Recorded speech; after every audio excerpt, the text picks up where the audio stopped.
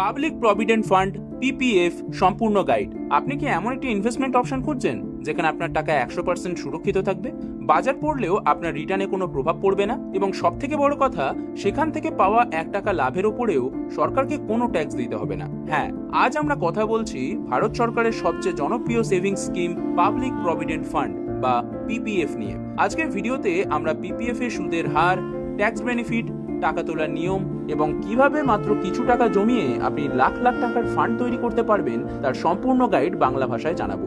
ভিডিওটি শেষ পর্যন্ত অবশ্যই দেখুন, কারণ মাঝখানে একটা বিশেষ ট্রিক শেয়ার করব যা আপনার লাভ আরো বাড়িয়ে দেবে। What is PPF and eligibility? PPF কি এবং কারা খুলতে পারবেন? পিপিএফ কি? এটি ভারত সরকার দ্বারা সমর্থিত একটি দীর্ঘমেয়াদী সঞ্চয় প্রকল্প, গভর্নমেন্ট ব্যাকড সেভিং স্কিম, যা 1968 সালে শুরু হয়েছিল। সরকারি গ্যারান্টি থাকায় এতে ঝুঁকির কোনো বালাই নেই। কারা অ্যাকাউন্ট খুলতে পারবেন? যে কোনো ভারতীয় নাগরিক অর্থাৎ রেসিডেন্ট ইন্ডিয়ান এই অ্যাকাউন্ট খুলতে পারবেন।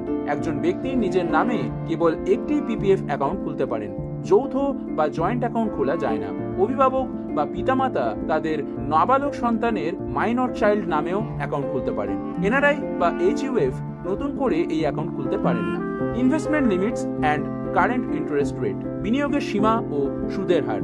বিনিয়োগের নিয়ম: সর্বনিম্ন মিনিমাম বছরে মাত্র 500 টাকা জমা দিয়ে অ্যাকাউন্ট চালু করা যায়। সর্বোচ্চ ম্যাক্সিমাম একটি আর্থিক বছরে সর্বোচ্চ 1,50,000 টাকা অর্থাৎ 1.5 লাখ টাকা জমা করা যায়। টাকা জমার মাধ্যম: আপনি একেবারে লামসাম বা মাসে মাসে কিস্তিতে অনলাইন ট্রান্সফারের মাধ্যমে টাকা জমা করতে পারেন।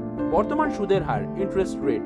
বর্তমানে পিপিএফ এ সুদের হার 7.1% প্রতি বছর অর্থাৎ কম্পাউন্ডেড অ্যানুয়ালি। এই সুদের হার ভারত সরকার প্রতি কোয়ার্টারে ত্রৈমাসিক পর্যালোচনা করে। The fifth day trick, YouTube special bonus tricks. যদি আপনি প্রতি মাসে টাকা জমা করেন তবে চেষ্টা করুন মাসের 5 তারিখের মধ্যে টাকা জমা করতে, কারণ পিপিএফ এর সুদের হিসাব করা হয় প্রতি মাসের 5 তারিখ থেকে মাসের শেষ দিনের মধ্যে থাকা সর্বনিম্ন ব্যালেন্সের উপর। 5 তারিখের পরে জমা দিলে ওই মাসের সুদ পাওয়া যায় না। Tax benefits, the EEE status, tax ছাড়ের সুবিধা। পিপিএফ এর সবচেয়ে বড় ইউএসপি হলো এর ইইই বা এক্সেম্পট স্ট্যাটাস। এর মানে কি? স্ট্যাটাস অর্থ বিবরণ, স্ট্যাটাস প্রথম এক্সেম্পট অর্থ ইনভেস্টমেন্ট, বিবরণ বছরে 1.5 লাখ টাকা পর্যন্ত বিনিয়োগের উপর ইনকাম ট্যাক্স অ্যাক্টের সেকশন 8C অনুযায়ী ট্যাক্স ছাড় পাওয়া যায় ওল্ড ট্যাক্স রেজিমে। স্ট্যাটাস দ্বিতীয় এক্সেম্পট অর্থ সুদ, বিবরণ প্রতি বছর যে সুদ আপনার অ্যাকাউন্টে যোগ হবে তার উপর কোনো ট্যাক্স লাগবে না। স্ট্যাটাস তৃতীয় এক্সেম্পট অর্থ ম্যাচুরিটি, বিবরণ 15 বছর পর যখন আপনি পুরো টাকা তুলবেন সেই ম্যাচুরিটি অ্যামাউন্ট সম্পূর্ণ করমুক্ত অর্থাৎ ট্যাক্স ফ্রি হবে। Lock in period and withdrawal rules, মেয়াদ ও টাকা তোলার নিয়ম। লক ইন পিরিয়ড: পিপিএফ অ্যাকাউন্টের মূল মেয়াদ 15 বছর। অ্যাকাউন্ট এক্সটেনশন: 15 বছর পর আপনি চাইলে টাকা না তুলে 5 বছরের ব্লকে ইন ব্লক অফ 5 ইয়ার্স যতবার খুশি এই অ্যাকাউন্টের মেয়াদ বাড়িয়ে নিতে পারেন।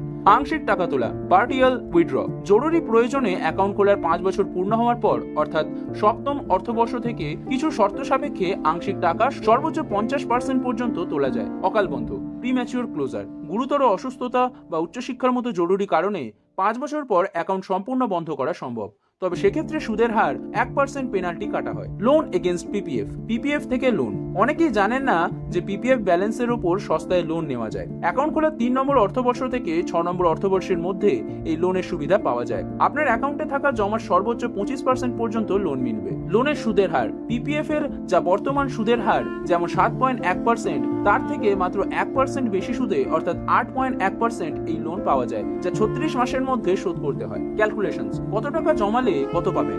ম্যাচুরিটি ক্যালকুলেশন: চলুন এবার দেখি গণিত কি বলে।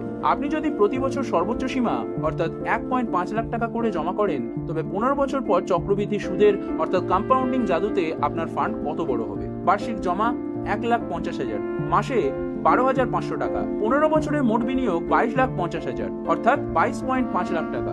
আনুমানিক জমানো সুদ at 7.1% অর্থাৎ 17,97,000 টাকা অর্থাৎ 18 লাখ টাকা। 15 বছর পর মোট ম্যাচুরিটি 40,47,000 প্লাস প্রায় 40.5 লাখ টাকা। যদি এই 15 বছরের মেয়াদকে আরো 5 বছর বাড়ানো হয় মোট 20 বছর, তবে এই ফান্ড বেড়ে দাঁড়াবে প্রায় 66.58 লাখ টাকায়। একে বলে power of compounding. Conclusion and call to action: কাদের জন্য পিপিএফ সেরা? যারা শেয়ার বাজারে ঝুঁকি এড়াতে চান, রিটায়ারমেন্ট বা সন্তানের পড়াশোনার জন্য একদম নিরাপদ ফান্ড তৈরি করতে চান এবং ট্যাক্স বাঁচাতে চান, তাদের জন্য পিপিএফ সেরা বিকল্প। Call to action: CTA. আশা করি পাবলিক প্রভিডেন্ট ফান্ড নিয়ে আপনাদের সব প্রশ্নের উত্তর এই ভিডিওতে পেয়ে গেছেন। আপনি কি ইতিমধ্যেই পিপিএফ অ্যাকাউন্ট খুলেছেন নাকি খোলার কথা ভাবছেন? কমেন্ট করে জানান। ভিডিওটি ইনফরমেটিভ মনে হলে একটি লাইক করুন এবং বন্ধুদের সাথে শেয়ার করতে ভুলবেন না। এই ধরনের ফাইন্যান্সিয়াল গাইড বাংলায় দিতে চ্যানেলটি এখনই সাবস্ক্রাইব করুন। দেখা হচ্ছে পরের ভিডিওতে।